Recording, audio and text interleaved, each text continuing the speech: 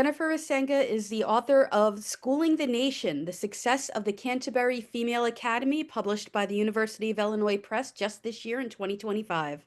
She is the professor emerita in the Humanities Department at San Jose State University. Her scholarly work has focused on the abolitionist movement, exploring areas previously hidden or marginalized, such as Black women's activities and voices, the anti-racist work of white abolitionists, and the networks of families and friends involved in the struggles against slavery and injustice. In addition to her work on the Canterbury School controversy, she is the lead on 2 digital humanities projects concerning the Burley family of Plainfield, Connecticut, 7 siblings who all supported Prudence Crandall and the Canterbury School, and philosophic analyses of the work of Black speaker Mariah Stewart, 1803 to 1879.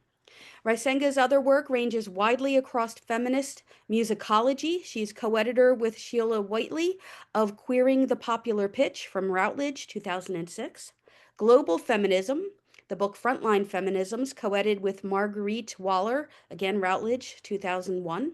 And Lesbian Philosophy, The Mary Daly Reader, co-edited with Linda Barafaldi, New York University Press, 2017. I'm sorry if I did not pronounce that correctly. Her next major work will examine the convergence of justice, history, feminism, music, and the natural world.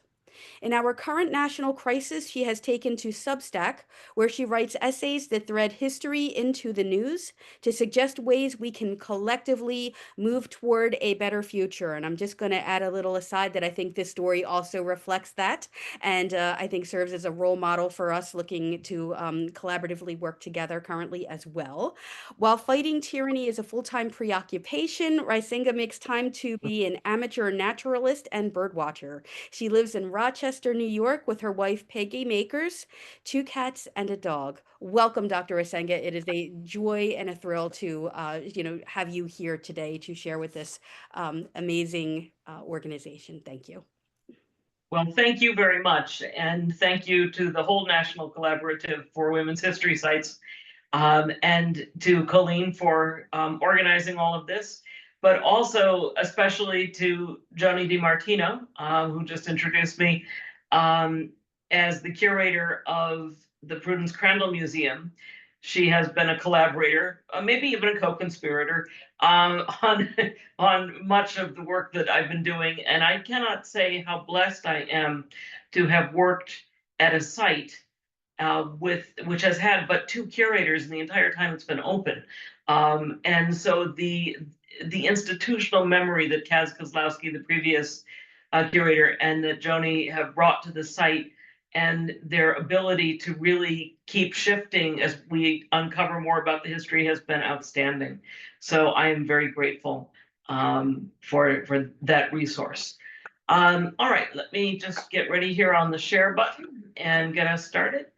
And let's see, here we go.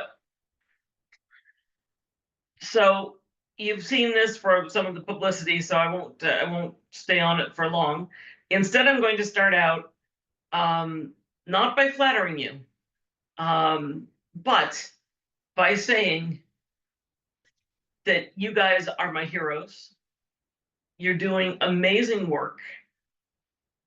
And as someone who has worked as a scholar on women's history and also has done work in feminist philosophy, the ways in which women's history will be recovered in one generation and then buried in another is legendary. I mean, it's a subject of a great deal of feminist thought, and we're in one of those terrible moments again.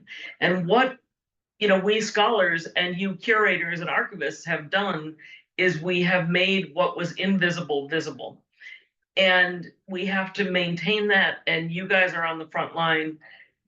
Please do know that we scholars respect what you are doing, and we don't want to see another situation like the Egyptian pharaoh Hatshepsut, where there's a literal erasure. So anyway, just to know, we're with you, and I, for one, lose no opportunity to tell archivists and curators just how much I prize them. So thank you. And I also wanted to mention that my dear mother passed away earlier this year, and she was with me on the first visit to the Crandall house, and she was alive to see the book come out and got to attend a talk where she totally upstaged me.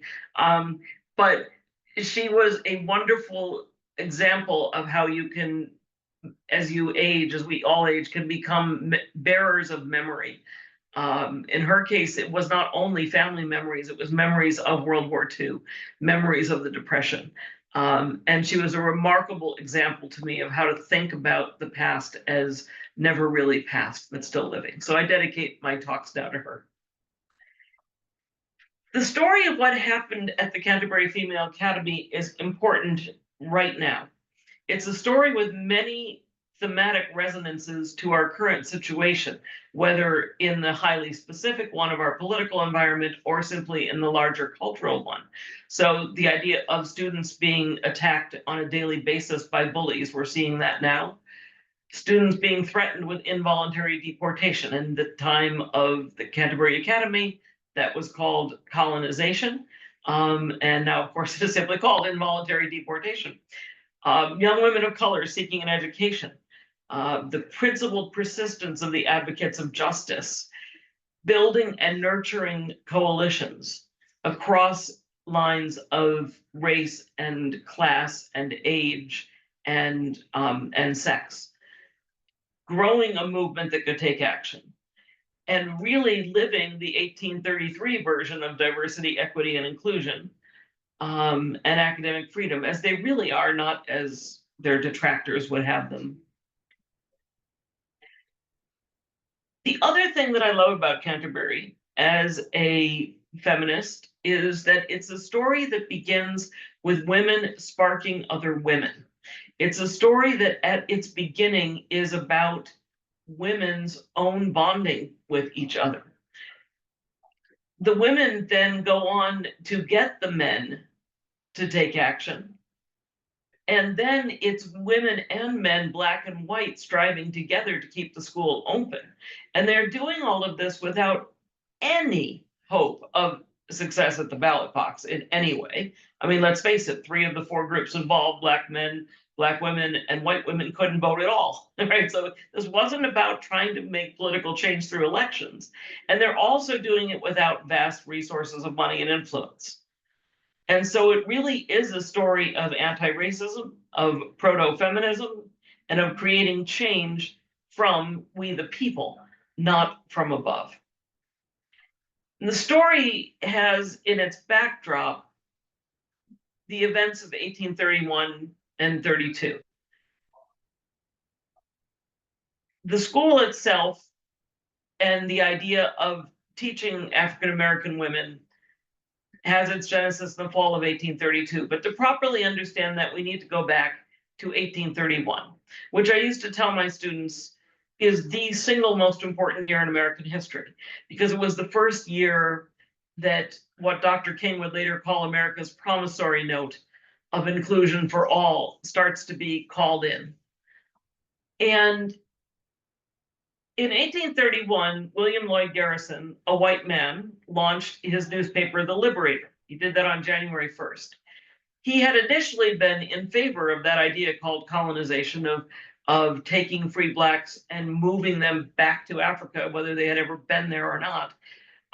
But an African-American friend of his in 1829 had told him, none of us want that. And in a remarkable moment in American history, William Lloyd Garrison said, I didn't realize you didn't want it. And his friend William Watkins said, that's because you didn't ask. And it changed him. He realized he had to ask. And so at that point, we have him becoming an enemy of colonization and one for immediate and total abolition of slavery. So January 1st in Boston, he launches this very famous newspaper. His editorial from that day is very well known, as it should be, but really his most important anti-racist move came in the next week's issue when he published David Walker's appeal. David Walker was a black man who had been living in Boston, and he wrote an appeal to the colored citizens of the world in which he said that the slaves would be more than justified to rise up against their masters, whether that would be violent or nonviolent. He wasn't concerned. And I just want to point out to you this quote that I include from him. For colored people to acquire learning in this country makes tyrants quake and tremble on their sandy foundation. Why? What is the matter? Why, they know that their infernal deeds of cruelty will be made known to the world.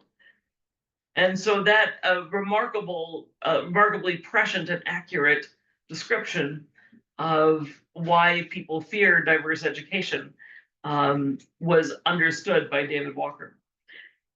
Garrison was a man of peace. He did not believe in violent resistance of any kind. Therefore, he did not agree with David Walker's appeal in its entirety. However, he recognized its importance and he published it. And by doing that, he was essentially saying, I don't have to agree with a Black man to recognize that he is an intellectual equal and a giant in thought. And in doing that, Garrison solidified his reputation in the Boston Black community and throughout the nation among African Americans, but he also showed white people the beginning of a way to understand the world in which we could live. Garrison didn't stop with just another man, though. He reached out to Lydia Mariah Child, who was a very famous author. I'm sure you all are aware of her importance in her works, and got her to join the abolitionist movement as a writer and an editor. She became one of the first American women to edit her own paper in the abolitionist world. She joined the movement.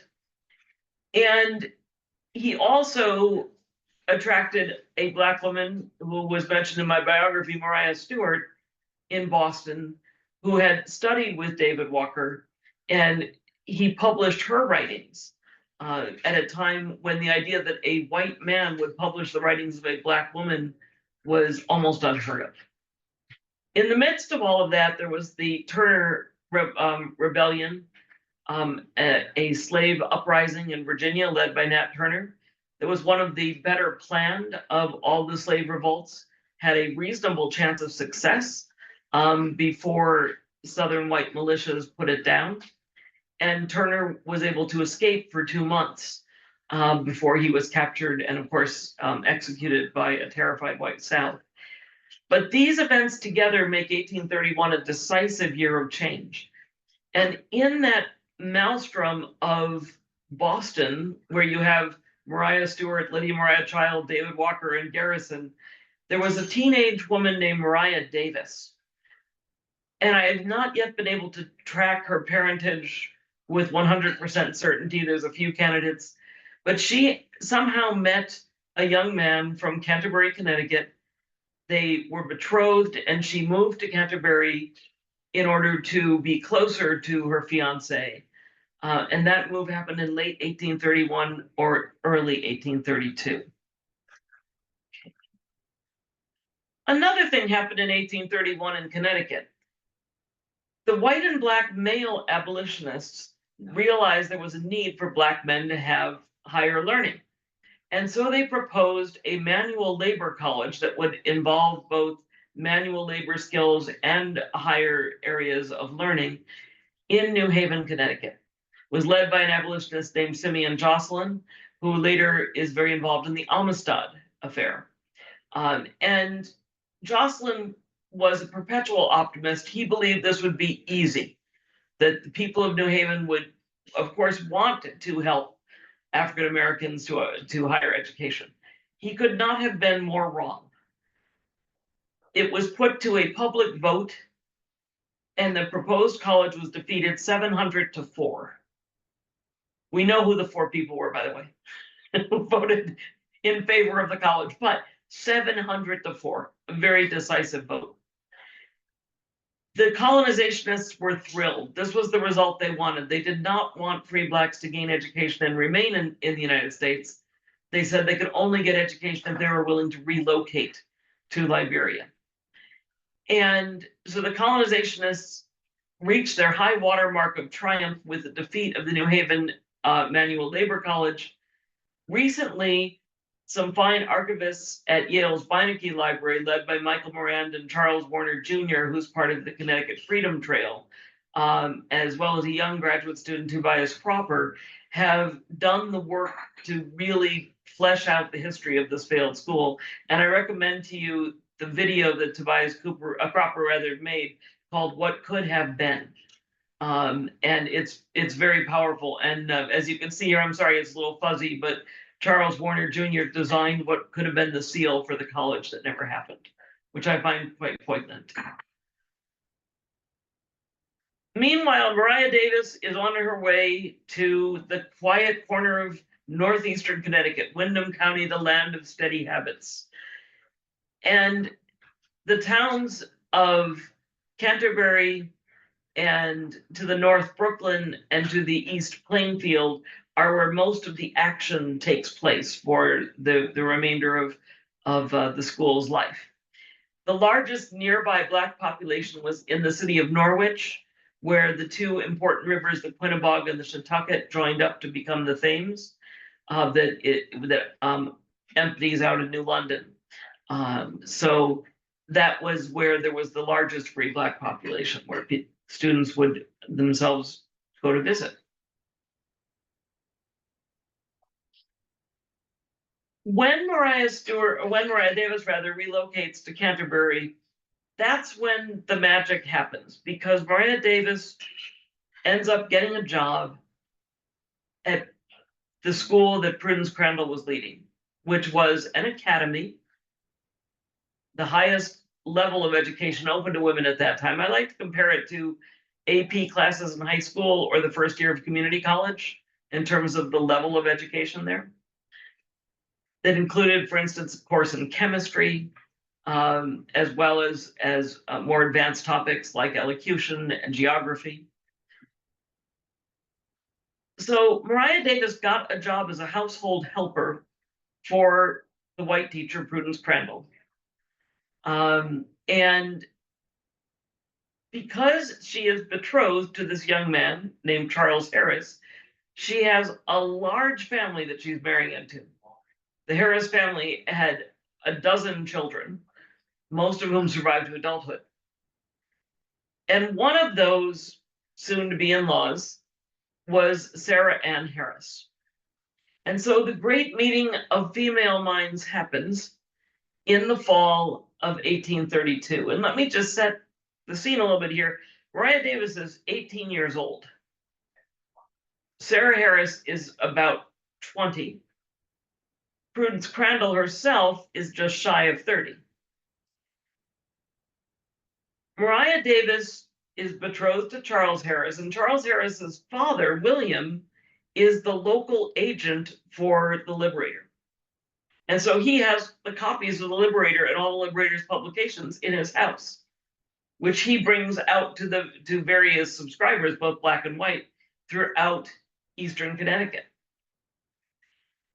And so Mariah Davis, working daily with Prudence Crandall, says, I think this is a white woman who could stand to read the Liberator. I think this could work. And so she starts bringing copies of the Liberator to her place of employ and leaves them for Crandall to read. Now, we don't know if she left them actively, like, I think you should read this, or if she just left them passively. That is not recorded. But Crandall herself was careful throughout her life, whenever she told the story of the school, to mention the role that Mariah Davis had played in awakening her to what was really happening by providing this newspaper. In the meantime, Sarah Harris, having aged out of the district schools, wanted to get enough learning to be able to teach at least African Americans, but she didn't think she could attend the academy because she was aware of how racist the world was, you know?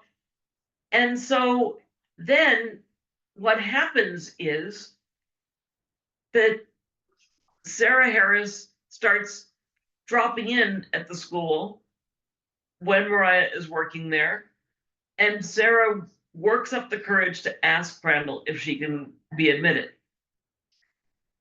Crandall also honestly said, She was persistent. She asked me many times before I said yes. And it's interesting because Sarah Harris knew, she said, I don't want to be the cause of any harm coming to you or your school. Sarah Harris, as a Black woman, knew the costs of racism. Crandall, who had been raised a birthright Quaker, had recently converted to a more activist Second Great Awakening Baptist faith. And so she followed an evangelical tradition of talismanic Bible reading, where you open the Bible randomly to a passage. And the passage that Crandall opened to was Ecclesiastes 4:1. And I have to laugh. You go to Ecclesiastes, that's the one that's given us there's nothing new under the sun. It's like, it doesn't seem to be the place an activist should go. But 4:1 is different. It says, and I saw all the oppression on the earth, and I saw that the powerful had friends, but the poor did not, the oppressed did not. And so Crandall took that as a sign from God that she was supposed to take Sarah Harris's side. One friend of mine who's been a rock of steadiness through this whole project, he said, you found the luminous moment. And I love that idea. So I kept it the luminous moment. These three women meet over this issue of education. And by the way, Crandall had told Mariah Davis she could sit in on classes when her chores were done. That wasn't a problem. So Davis is getting a kind of clandestine education, and now Sarah Harris can join. So education, which concerns human reason itself, once that flame is lit, it just sparks these women further to more and more transformative changes. And these three women cast a stone into a pool of complacency, and it really created many more ripples throughout the history of the abolition movement than scholars had documented. And I think it's because we know people don't see those moments when it's women interacting with women, right? And so what I try to do in the book, and I hope you will read it, is present a microscopic look at a movement for social change near its inception and how it can grow from there. I would add here that Crandall remains lifelong friends with Sarah Harris. They're in correspondence, and Sarah Harris comes and spends 2 weeks visiting Crandall when Crandall is living in Kansas, and Sarah Harris Fairweather at that point is living in Rhode Island. So the idea of friendship between a Black woman and a white woman at that time, it was realized here, no matter how rare it was elsewhere.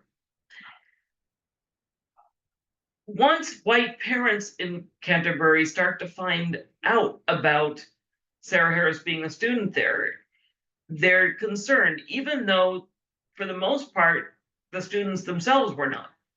But the parents first show up, it's the mothers show up, and they're like, this was supposed to be a finishing school for our daughters, not a social experiment. And they see their daughter's marital chances being hurt by this bold initiative. The men come and they're worried about important man things like real estate values and who's going to be sitting where in the church, and what it will look like to other villages if we have this weird experiment happening in Canterbury. It's clear that the parents start to withdraw their children. And so Crandall writes to Garrison, who she's never met, she's just read his newspaper, and she says, I have this idea. So it's another woman-centered idea, because I have this idea that I could change my school to be one for Black women alone. And do you think there are enough families on the East Coast that could send their daughters here? And so it was her idea, not Garrison's. And even at the time, historically, there were those who wanted to say this was some crazy plot cooked up by the abolitionists. No, it wasn't. It was one woman thinking with how she had been motivated by her Black women friends and associates, right? So she then goes to visit Garrison, who tells her, yes, there are enough families. You're going to have to help me gather them. And he gives her all of his contacts, letters of introduction. She first goes to Providence, where she meets with Elizabeth Hammond, who is an innkeeper, who takes her around to many Black families in Providence. And from there, she got at least 5 or 6 students, many of whom were among the most prominent students. Even more daringly, she then goes to New York City on her own, where she meets with half a dozen Black clergymen. And it is they who will give a recommendation for their parishioners and their most affluent parishioners to send their daughters to this strange place. So Crandall was able to prove her bona fides very quickly to those gentlemen, because otherwise they wouldn't have risked such a move. The result was that in February, she disbanded her own school, and in March, this remarkable advertisement for her school started to run. In it, she says, on the first Monday of April next, her school will be open for the reception of young ladies and little misses of color. Just to be clear, that sounds a little patronizing to us now, but of course it wasn't then. Those were terms reserved for white women. You did not call a Black woman a lady. That was considered wrong, and here she does it. And let me point out that the brilliance of this is not her acknowledging that the students that she knew already were ladies and little misses of color. It's the fact that she knows it in advance. She doesn't have to wait for them to prove it to her. There were plenty of white people who were patronizing towards Blacks and would wait to see if they deserved a title like that. Not Crandall, she just went straight ahead. 15 endorsers, 8 Black, 7 white. Most integrated document in terms of race that I have found from this period in the abolition struggle. Obviously no women on it, but nobody's race is mentioned. When I first encountered this, there were a few names that people hadn't traced, and we didn't know their race because nothing on the ad gives it away. So now we can see the interracial male network is made visible here, but instead of the New Haven Project, which is about men's education, they're doing it now in the cause of women's higher education. So another interesting moment of a kind of pro-feminist perspective on the part of a group of 15 men who have, let me just say, a checkered record on when it comes to later gender equity issues. But still, it's pretty good. And so the spark from among women, from Black women to white women, leads to what the philosopher, and it is her birthday today, my dear friend Emily Culpepper calls philosophia, which is the wisdom among women themselves. How often can we trace a moment? This is a real philosophic moment. Philosophia, the love of wisdom, with restoring it with her full female name there, with her Sophia name. And it spreads out to the parents, the families, and the students. And the activation of that male network that grew from New Haven and is now getting larger. I'll leave your best conference manners to read the rest of this. I will just mention that Lydia Mariah Child was picking up this prejudice that specifically was built around education. And she also wrote an appeal as an homage to David Walker. And she said, at our places of public discussion, the demon of prejudice girds himself for the battle the moment Negro colleges and high schools are alluded to. Alas, while we carry on our lips that religion which teaches us to love our neighbors as ourselves, how little do we cherish its blessed influence, how much republicanism we have to speak of, and how little do we practice. So that's one of those quotes that just rings so differently in 2025. And so starting in April of 1833 until the school closed in 1834, the remarkable thing is that the Black students and their white abolitionist teachers were able to balance the way in which their highly visible school was amplifying the cause of abolition and anti-slavery, with still buying themselves enough time and anonymity and space to gain the education they sought. We know that at least 10 of the students became abolitionist activists, and at least 6 more became teachers themselves. And the education thread runs through many generations after, as I'll detail later.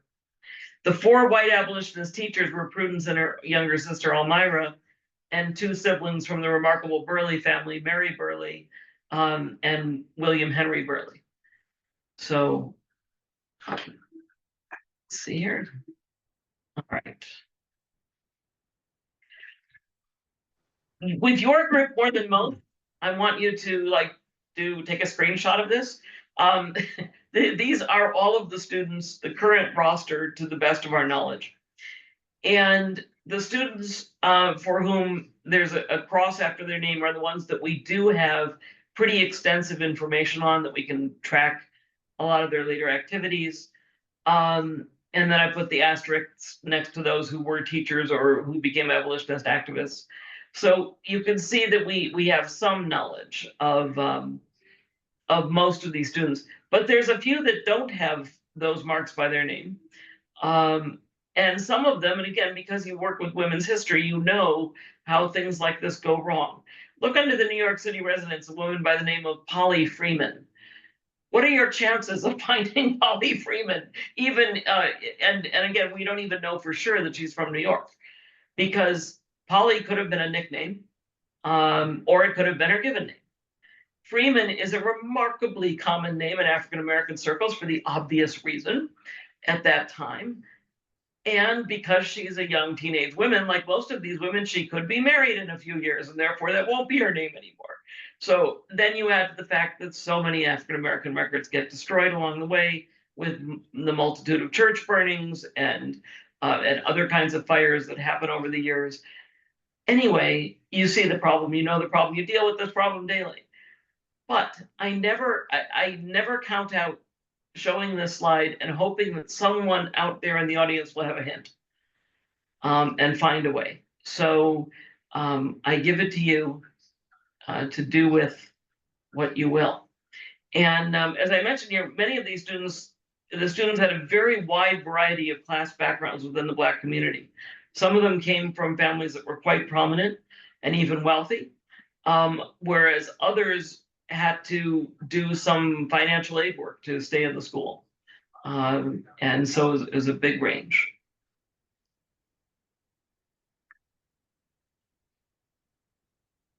The students were, and Crandall herself, they were very conscious that they were agents of change.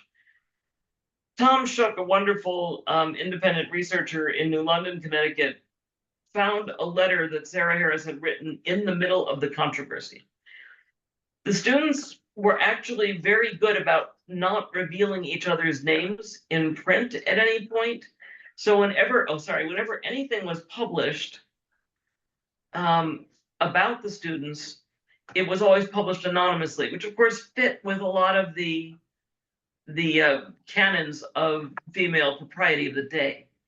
But this letter that Tom found was a private letter that was published in the early 20th century. And it says, "Our cause will be the means of arousing the nations to their duty with respect to the condition of our colored population and be the means of allaying the prejudice of Americans," unquote. I think maybe Sarah Harris was a little optimistic there about allaying the prejudice of Americans, but we could finish the job. And so, but she understood what she was doing and what the school was doing. And Crandall herself, in a private letter to that New Haven activist, Simeon Jocelyn, indicates in a biblical allusion, "I have put my hand to the plow and I will never, no, never look back." And she held true to that as well. Okay, it turned when I didn't want it to, and now it won't. So, in the meantime, the Connecticut legislature passed a law against the school. It's now referred to generally as Connecticut's Black Law. In 1833, it was passed in May, and it did say that anyone who was fostering out-of-state Black people for purposes of education could be imprisoned. And so Prudence Crandall was arrested and performatively spent a night in jail. This illustration, which was from a fine work of historical fiction dating from the 1950s by Elizabeth Yates, I'm sure some of you are familiar with her work, is actually not a good representation of her night in prison. It seems to build on the idea as though she were a Quaker martyr going to be hung the next day, but no, she was very active while she was in jail. This is the only direct quote that I have from the book.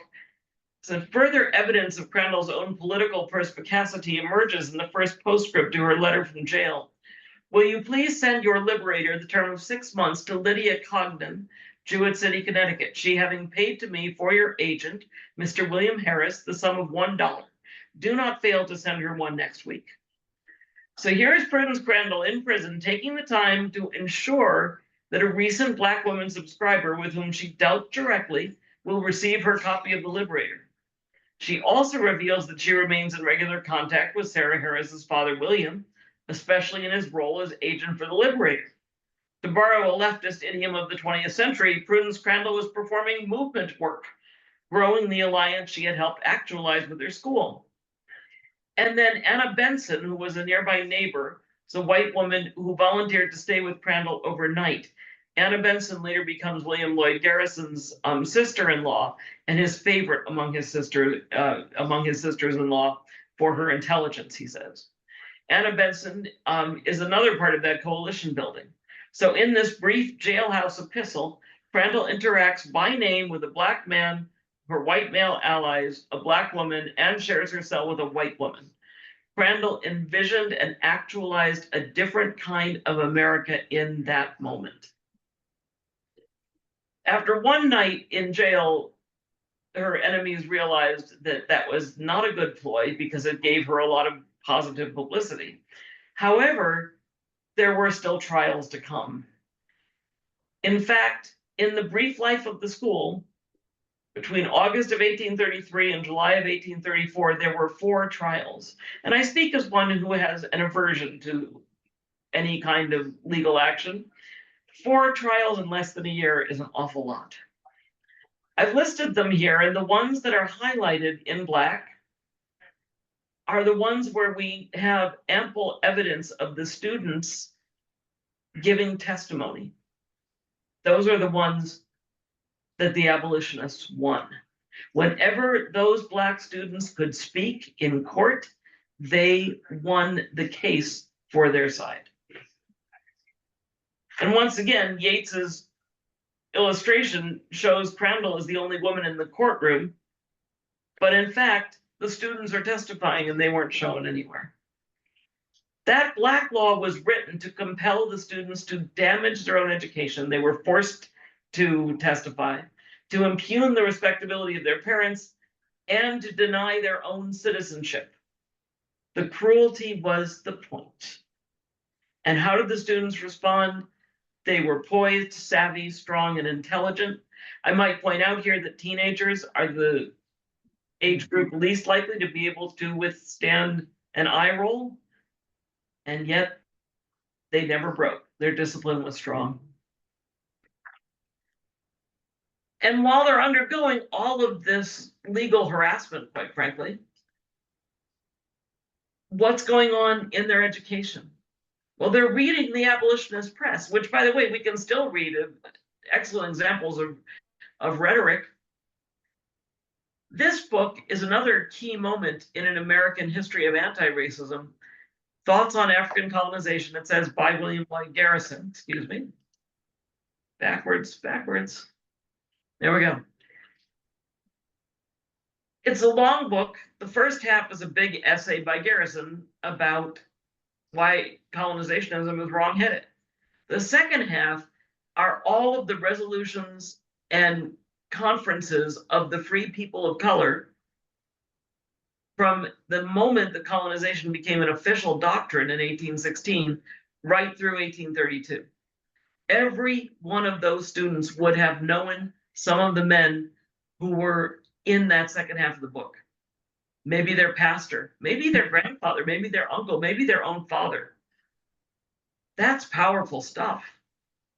They were also reading some of the latest philosophy, a British linen draper named Jonathan Diamond, to whom I will return in a moment.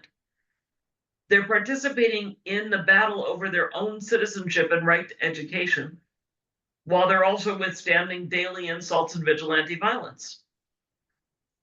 This is a quote from one of the students who says, "The Canterburyans are savage. They will not sell Miss Crandall an article at their shops.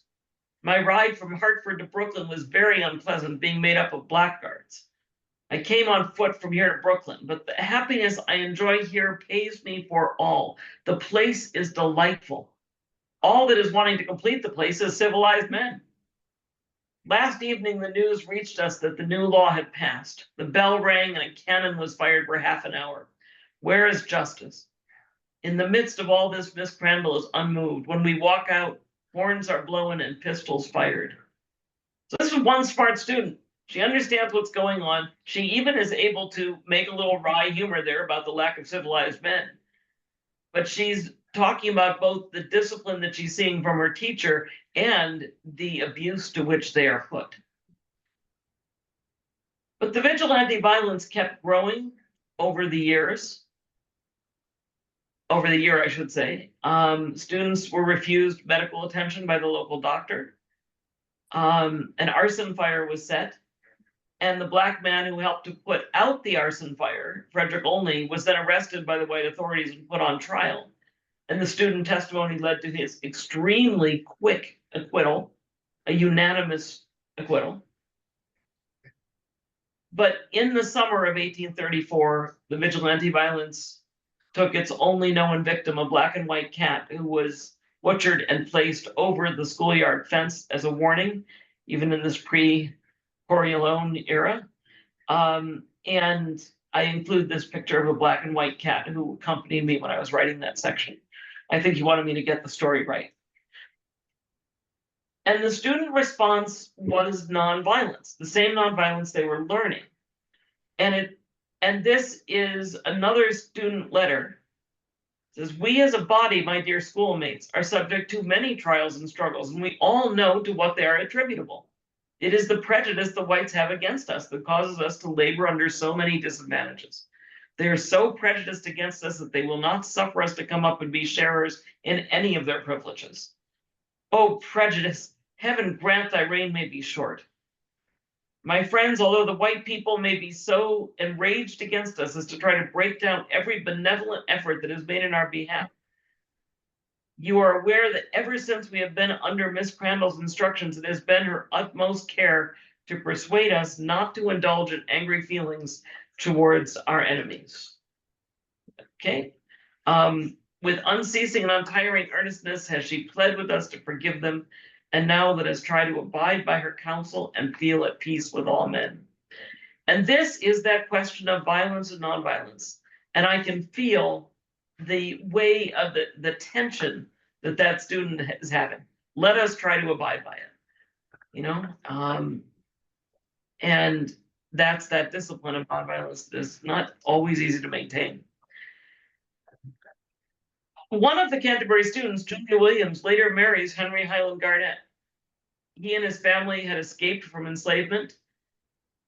He credits her with being the only person to preview his famous 1843 speech, in which he urges slaves to rebel physically against their oppressors.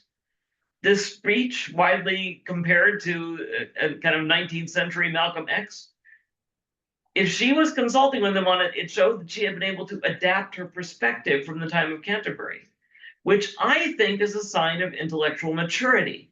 It's the freedom of critical thinking skills, rather than Crandall trying to produce only those who would be carbon copies. A murderous attack upon the school in the evening of September 9th of 1834 brought it to a close. I analyze in the book that this was likely due to riots earlier that year in Philadelphia and New York that had been not only violent in Philadelphia, at least one black man lost his life, but also had involved sexual violence. Clearly, a school filled with teenage young black women couldn't take that risk. And so the school had to close. But the end is not the end in this case, because in fact, a school is not to be judged by how long it lives, but by the success of its alums. And Canterbury creates a kind of deck of amazing superheroes. Prudence Crandall is not a white savior. But as soon as you reduce the story to being about her only, you're on that slippery slope. But I prefer to think about Canterbury as a force multiplier of heroes. And they were black and white, male and female, young and old. It's prismatic in what it creates. And that is a social movement. So you can start with the women I put on the cover. Sarah Harris, the first student, Mariah Lyons in the middle, and Mary Harris, Sarah Harris's younger sister. And these three, all of them do some teaching in their life, but Mariah Lyons was not one of the students. She is the niece of one of the students, but she is the first to write about the school. She does capsule biographies of two of the students, Sarah Harris and Elizabeth Brown Smith. And she is a memory bearer, keeping the story alive through many generations. Mary Harris becomes an educator. Her husband, Pelham Williams, is also an educator.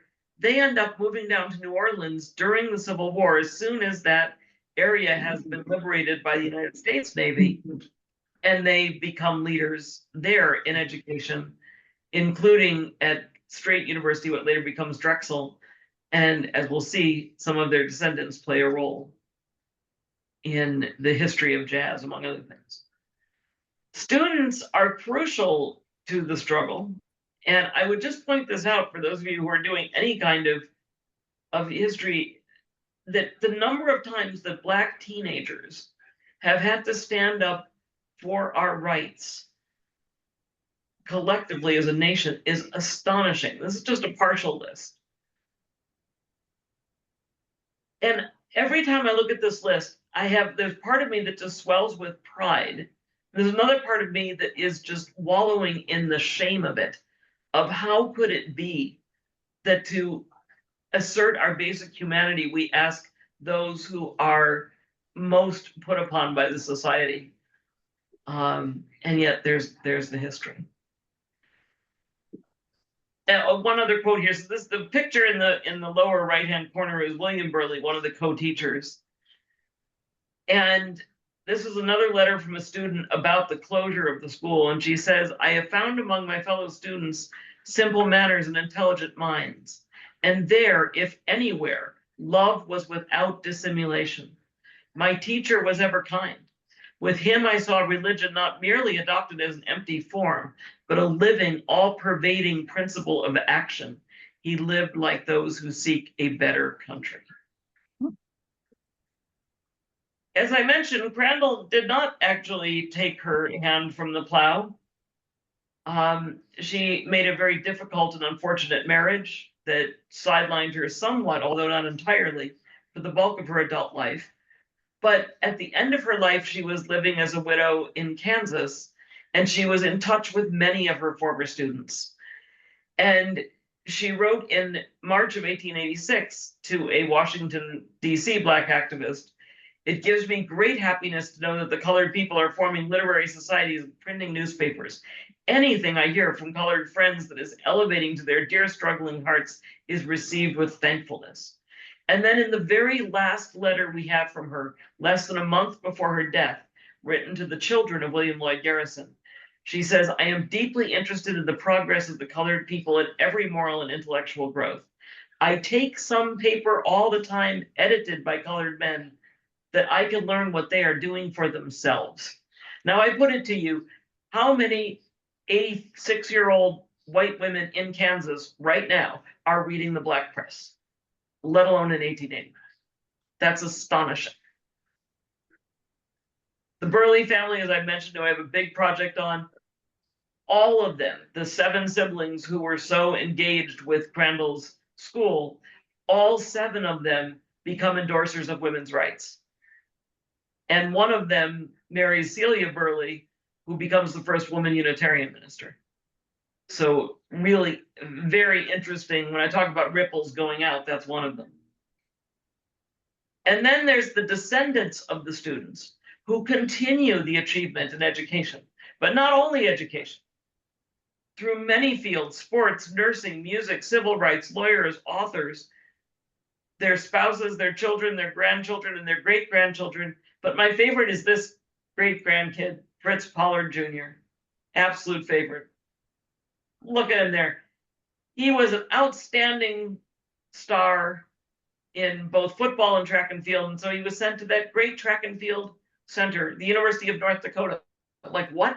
But anyway, his father, Fritz Pollard Sr., some of you might have heard of if you're football fans, because he's in the Pro Football Hall of Fame. See here a picture of Fritz Pollard Sr., who was on the Brown University football team.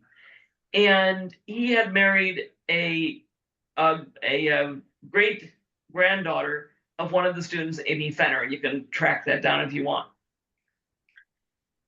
But he's not a direct descendant. It's his son, Fritz Pollard Jr., who is. Fritz Pollard Jr.'s best track and field event was the high hurdle. And so he was part of the 1936 Olympics track and field team. That's the Jesse Owens Olympics, isn't it? And thank goodness we call it the Jesse Owens Olympics, because it was meant to be Hitler's Olympics. It was the Berlin Olympics of 1936 that Hitler thought would prove white supremacy. Fritz Pollard got a bronze medal. And of course, Jesse Owens was raking in all the medals. And so a descendant of Canterbury was there to give the middle finger to Hitler. That makes me so happy. But it didn't end there. He went on to a career in law, worked at the State Department in study abroad programs, and his own son and his grandson became civil rights lawyers.